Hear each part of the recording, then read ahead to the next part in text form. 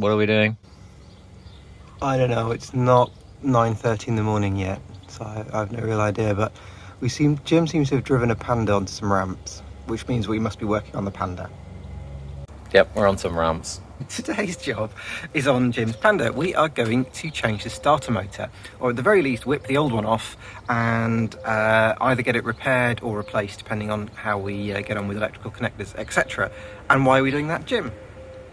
He said whip it off. Oh, my starter motor's being temperamental. So I had a man from Liverpool the other day tell me, my mum had one of these, obviously with a Liverpool accent. Can we do a Liverpool accent at this time in the morning? Liverpool? My mum had one of these.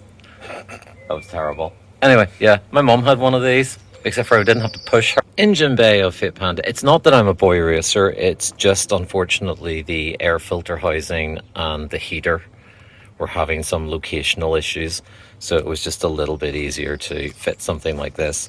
I really don't like the sound of it because it does make it sound like a boy racer when you're going, because it's got this like really deep induction sound. Oh, you're back.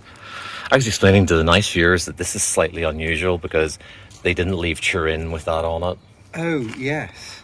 But it was just to get sort of like things to fit, because the heater box on this car is absolutely massive. We discovered a problem.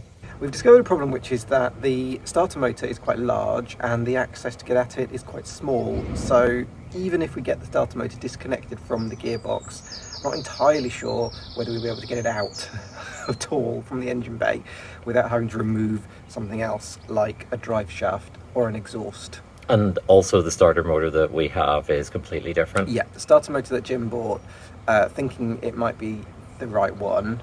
Because Fiat never changed anything ever. No. Because they've been using this engine since 1986 until like last year. Yeah, and yeah, the starter motor that Jim bought is probably about half the size of the one that's on the car, so I don't think it's compatible. So, but we'll whip it off and see. It might be, you never know. You said whip it off. I said whip it off, yeah. Off? So our solution to this is what? Coffee? Coffee is definitely the first solution. Okay, let's go get coffee. Coffee is being inhaled so that I can function. So I'm starting to get better, which means I'll be able to find some tools. I think there might be 13 bolts, as in there's 13 sides, there aren't 13 of them, thank goodness. I think it's 3 that we have to undo. And yeah, access is very, very limited, so the amount of filming of me actually doing it is going to be pretty much nil, I suspect. We'll see. So, yeah, any access at all? Well, I've taken off one of the electrical connectors, and I have also disconnected the battery before I started doing that, just in case the starter motor started, firing whilst I had my fingers in it. So one electrical connector is off. Off? Off, yes. I'm being very royal today. I've slightly improved it now, but a moment ago it was one of those situations where there's poor access when your ratchet only does one click. Oh, okay. But I've now cleared the back of the starter motor, so I got a bit of access. So I don't know whether you can see, ladies and gentlemen at home, but that would be no, they can't. This here is the starter motor. It's absolutely huge. It's got a positive electrical connectors, which I need to take off, plus this little tiny. There's a tiny one. Can't reach it. Come here. There you go. There's a tiny one of those which I have taken off. Then there's a negative connector that goes onto one of the mounts. Onto the engine, and I think there's 3 mounts on the engine, one from this side, one from the other side, and I don't know where the third one is. That's going to be a problem for a few more minutes time, but at the moment I'm just taking the positive off. I've removed the 4 wires that for some reason connect to the big kind of thing that sticks out of the positive side of the starter motor. I do not know why they need 4 wires plus a blade, so that's 5 wires on the positive side, and there's 1 on the negative side. Okay, next job is the 3 mounting bolts. Wish me luck. This is my helping the repair of my car. I'm filming it. Oh yeah, that's such a great help. There seems to be much dinging going on. Yep, this is how they call people to church in Italy, is they use a ratchet up against the drive shaft of a Fiat Panda. Okay. So did the Haynes manual mention how much of a pain in the hole this would be? I mean, it's it. release bolts, remove starter motor. Well, that is kind of what I'm doing. I think that what will happen though is that on this particular car, because it's a kind of a little bit made together of different bits and pieces, because this engine is from a newer Fiat Panda, I think what's going to happen is that remove bolts is going to be easy. Withdraw starter motor is going to be much more challenging. Oh my, what big lungs you have. You know, you'll just have to take like 30 seconds out of the middle of it where there's where the starter motor appears. Oh, yes. Oh. That was significantly easier than I was expecting. Oh my god, it's massive. It's enormous.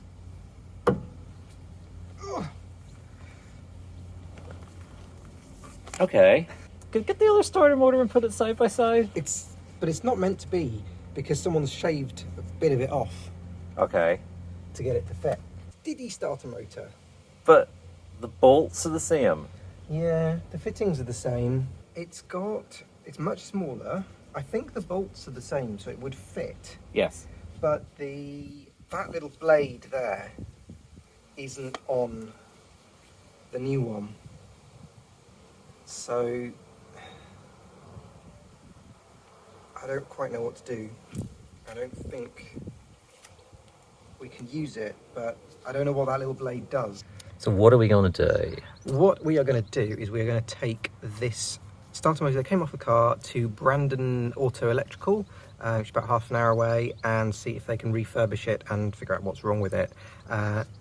Essentially, we had a little look, and because the connectors are different on the new one that Jim had bought, it's just not really viable to swap them over, because I don't really know what that extra wire does, and I suspect it probably does something. So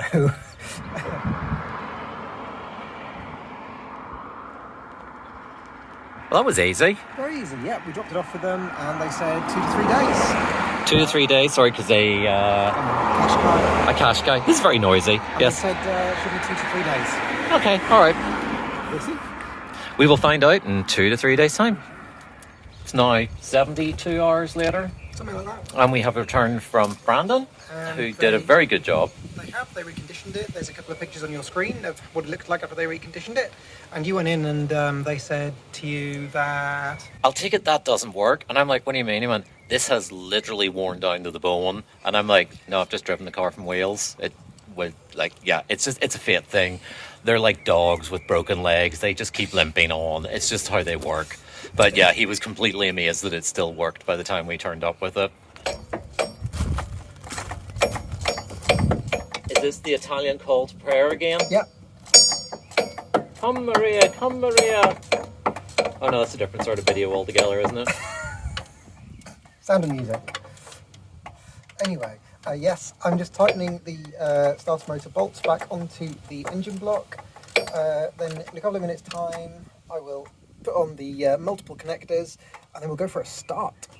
We have actually been really busy this week. We've been working with, hold on, Finger. Yeah, there we go, Finger. This is my sister's Focus. It's had an electrical issue that means it cuts out from time to time. Not when you're driving, only when you're stationary at idle. If you follow us on Twitter, you've realized that this is why you see so many cars in the scrapyard and you go, why would someone scrap that? It's because if you have something like this, there are 1,000,001 cottage industry specialists who will happily work on it. If you have something like this, or a Vauxhall Astra or a Renault Megane, if there's something that's slightly more complicated, like a software issue, the only people you can take it to are the Ford dealers, or the Vauxhall dealers, or the Renault dealers. And you've got a £1,900 car, and they're telling you, well, it's £137 an hour, and we think it's going to take 3 days. Like, what do? You've really no option there. Thankfully, a dealer is coming up from London later on tonight, and they are going to take this for £1,950. They believe they can update the software without having to go to a Ford dealer. But yep, it's just crazy. I've actually brought over the alternative interior. So I call this the stunt interior. Oh, look, there's Fred. Because we drive the car so much, we would like to protect the interior. So we actually have the original interior there. If I zoom in, there you go. So we're going to fit that. So how are you getting on in there? just having some access issues, trying to tighten up these electrical connectors onto the back of the starter motor. Yeah, there's not a lot of access on a Fiat Panda that has a fire engine, because it's not meant to have one. The hardest part of trying to do this job, and many other jobs on a car, is when a ratchet won't ratchet because the bolt is slightly too loose, but it's like I can't get my hand in there to do it, and so you have to like try and grab the ratchet to make it ratchet, if you know what I mean. It's very annoying. So I've now resorted to a ring spanner. Slow but dedicated. Slow but dedicated, yes, indeed. Pray tell. I understand why I'm struggling now to get this nut onto where the all the positive connectors go. It's because I took it off with the 13, but the refurbishers have replaced it with a 12. So I've been using a 13 and it's just been doing nothing. Anyway, it's tight now, so let's go and give the car a start, shall we? Did we have a clever idea of leaving shit behind the car that we have to take off the ramp? Mm-hmm. Okay. Battery, positive. It's really raining now. Yep. Well, isn't this fun? Watching me do a battery in the wet. Buy an old car, they said. It'll be a great fun bonding experience, they said. Look at the adventures you'll have, they said. You have had a lot of adventures. That's true. So don't go all melodramatic. Okay. Would you think we should be safely close the bonnet? No. Oh, ye of little faith. Oh, go on then. Is it? Headlights are on, so I've got power.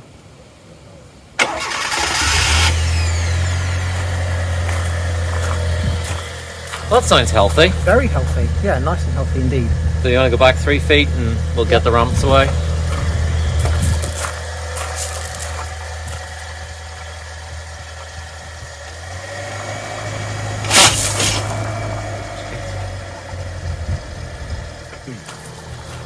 Did a little bit of poo come out there? I hate going up and down ramps. Down's better than up. Cool. One fixed Panda.